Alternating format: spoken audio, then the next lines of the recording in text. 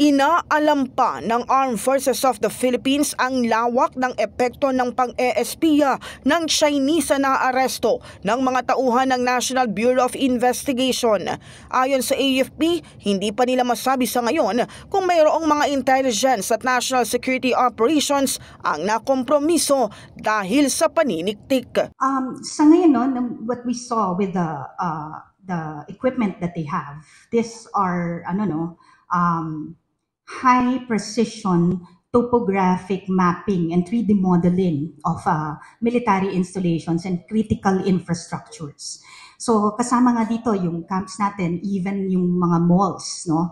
So as of this time, we could not yet speculate as to how everything connects together, but as I said, we are looking at the bigger picture now and trying to connect the dots. Kasunod nito, sinabi ni Padilla na itinuturing nilang issue of concern ang umano'y pang-eespiya. For the side of the AFP, we consider this as an issue of concern, considering that critical infrastructures and of course, even our military camps and our PNP camps are part of this. So this is national security concern and we're really looking intently on this. Sa ngayon, pagtutuunan umano nila ng pansin ang pagpapalakas ng kanilang cyber operations kung saan bahagi nito ang pagdaragdag ng mga skilled personnel sa kanilang AFP Cyber Command. The AFP, as we can assure the public, is doing everything in our power to uncover all of these things, no? Sa kaya nga tayo may mga intelligence command now that are really constantly working to look at